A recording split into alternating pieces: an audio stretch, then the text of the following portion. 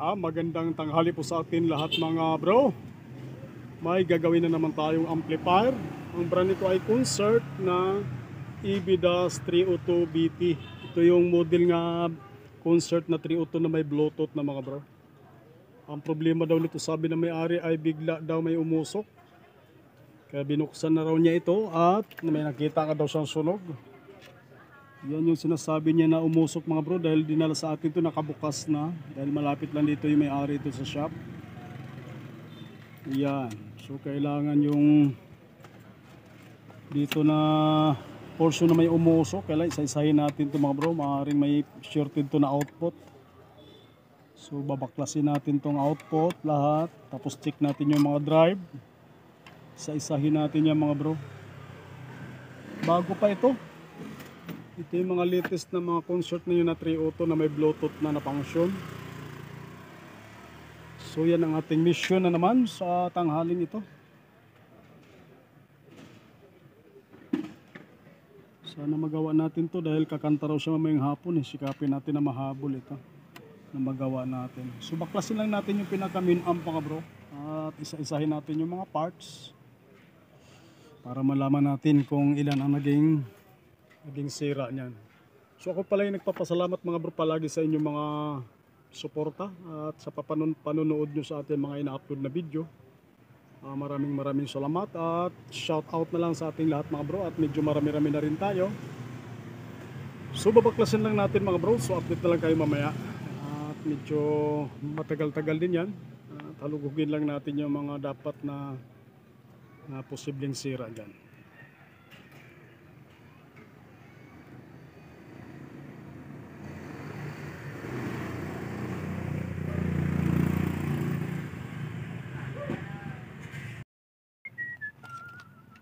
So baklasin lang natin mga bro.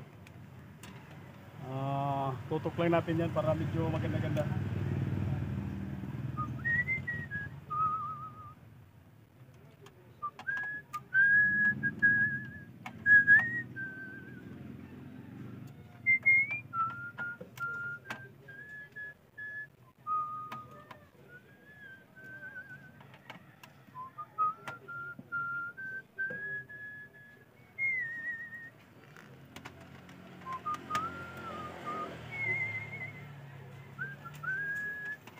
Ngayon pa lang daw ito nasira mga bro. First time pa lang nasira ito, dahil medyo bago pa to.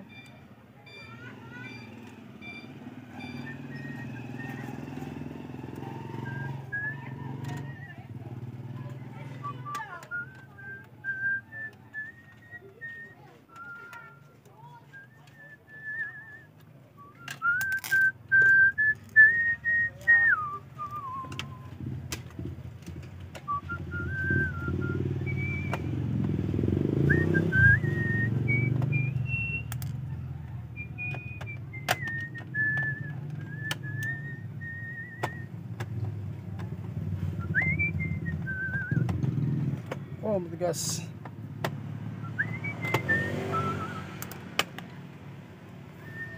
Kita ba? Kita. So baklasin lang natin lahat ito.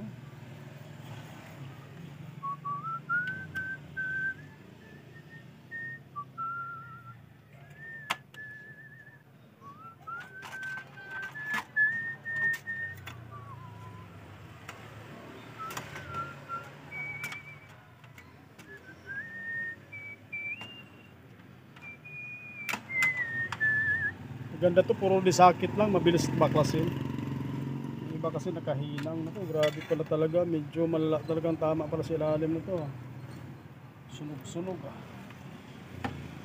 So yan, sandal muna natin dito.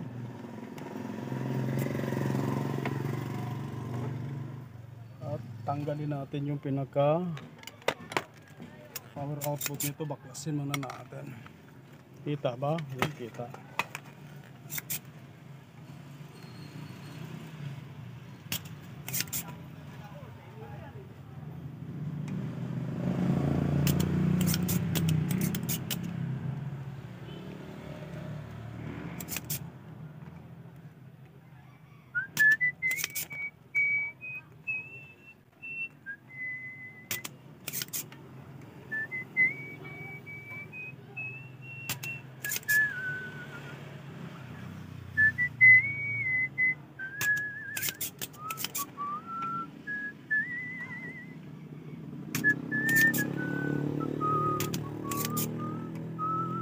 crown natin, sipo lang muna mga bro.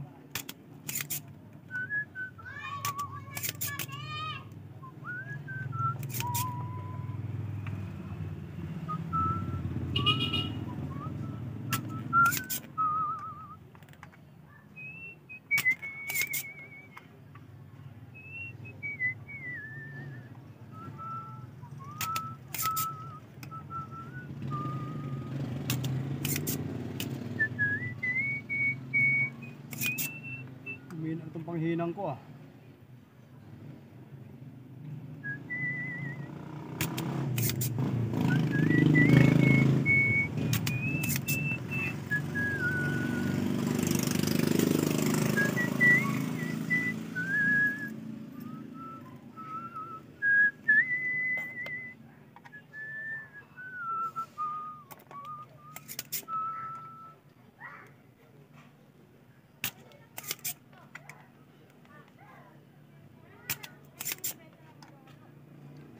Lamang kung hindi isa, dalawang output na dali nito. Pinataw na yata ni Manong to sa pinataw yata sa paggamit.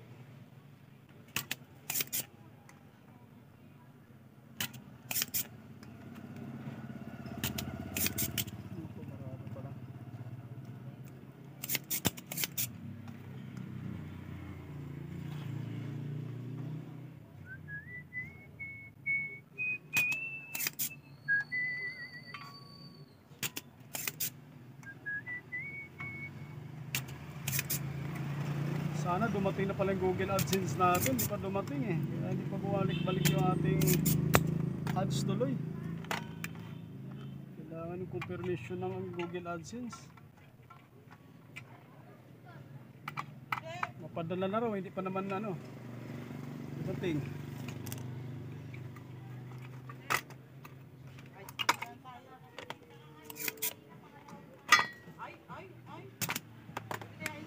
So na-backflash na natin output, check natin kung ano. Naku, nabiyak pala yung resistor na to, kandidato to, sigurado open na to. Nabiyak eh. So check natin yung ating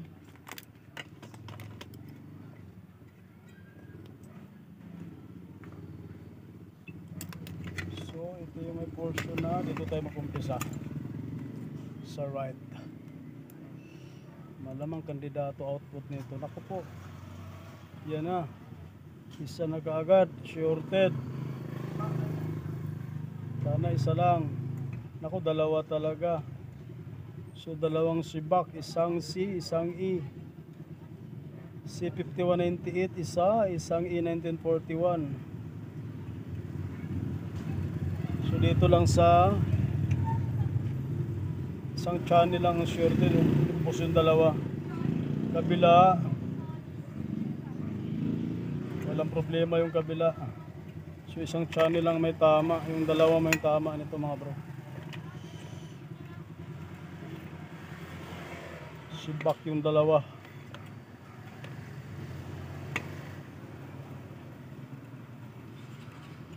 Tapos check natin yung ano. So update na lang ulit mamaya mga bro para hindi na gaano mahaba yung video natin.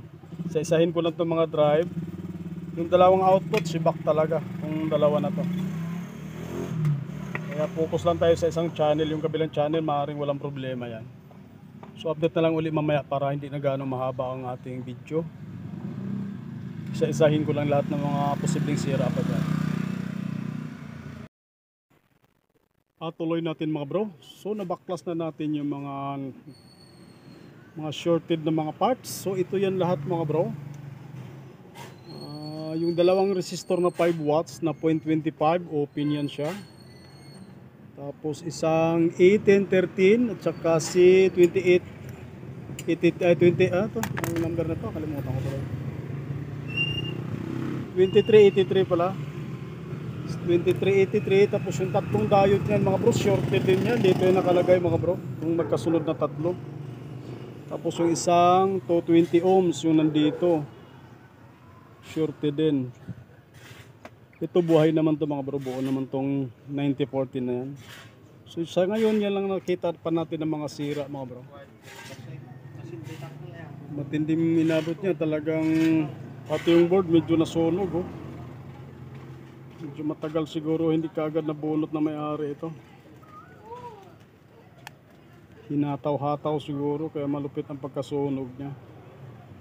So hahanapan mo natin ang pangpalit yan mga bro. Tingnan natin kung mapatunog natin kaagad ito. Yung kabila okay yan, wala masira yan. Kasi hindi naman shorted yung output niya. So update na lang ulit mamaya mga bro. Hanapan ko lang ng pagpalit natin ng mga parts dyan para pabayasan natin, titingnan natin kung mapatino natin kaagad. Sana hindi gano'n tayo pahirapan.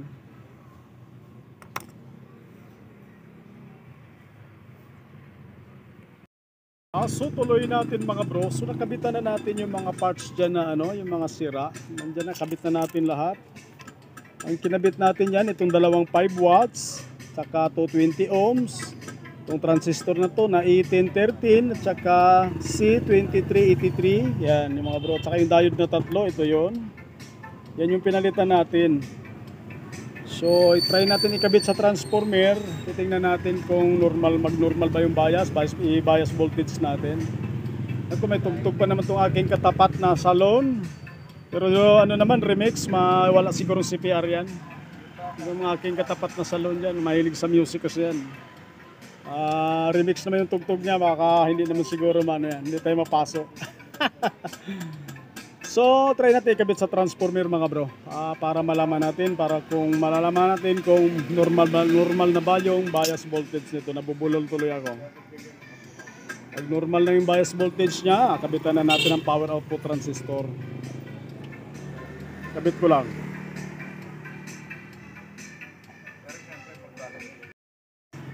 At so ito na mga bro, kinabit na natin sa transformer yung ating ginagawa na concert na 302. So try natin i-power on, bayasan natin mga bro. Power on natin, yan, may ilaw na siya. Yun, pumitik na yung relay. So gamitan natin ng tester, bayasan natin. Diretso na tayo sa speaker mga bro. Yan, 0.03, 0.02, normal na yan. Ito yung may sunog na channel. Sa kabila tayo. Yan, 0.02, yun, okay na ito mga bro, normal na itong bias nya. Left and right natin. 0.02 hanggang 0.05 yan, okay pa yan. So yan, normal na yan mga bro, pwede na natin kabitan ang ating power output transistor. At tumahataw itong ating katapat. Pero remix naman yan, tingin ko baka hindi naman mas-CPR yan. So kabitan natin ang power output transistor mga bro para malaman natin kung tutunog na ba ito.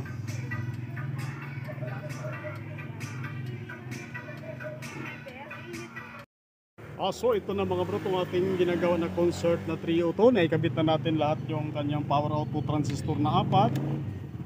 Tapos kinabitan na natin ang speaker yan mga bro. So testing natin, sound check natin, power on tayo. Yan, volume tayo. Kinabit na natin sa DVD player yan mga bro. Yun o.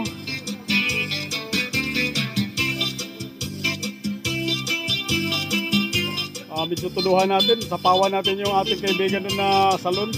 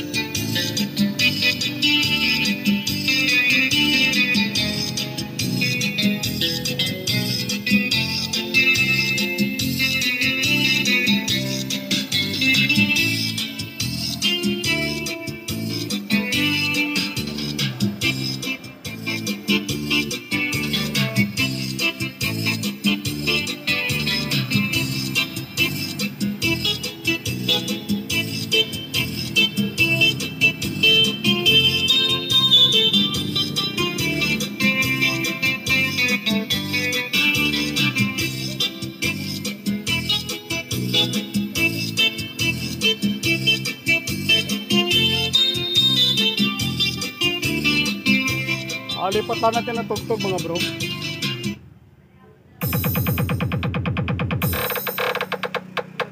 Battle mode activated. DJ Jomar style.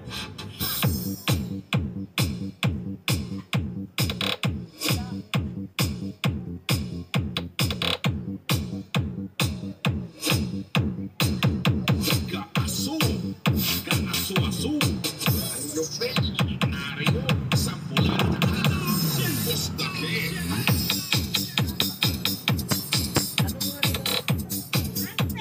Ano?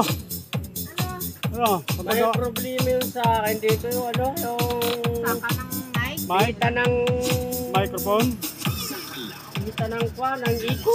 Eco? Walang iko. Malamang sira yung control ng Eco, papalitan Ang lang yan. sabi sa akin, yung ito lang. Idalin mo. Ito mahal. Dalin mo. Mga magkano kaya? Mura lang yan. Gano'n Pagkila, sa sir. kwenta?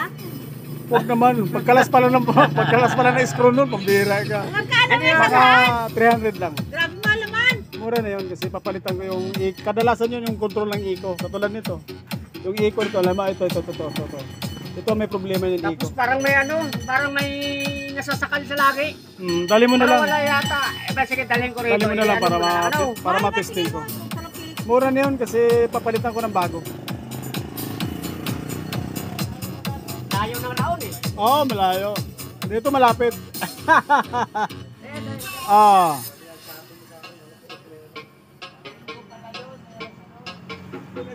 Sa kantidad ng 2,000 pesos.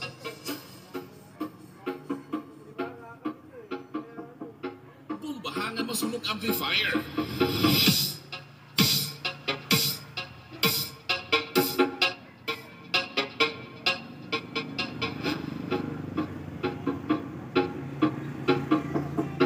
Pumbahang kamayad nga nagatakok-yapok.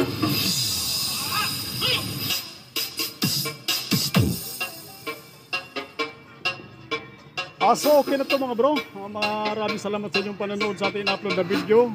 Magandang hapon po sa ating lahat. Pumbahang tudo-tudo, agod mapingas, punto kaupod mo.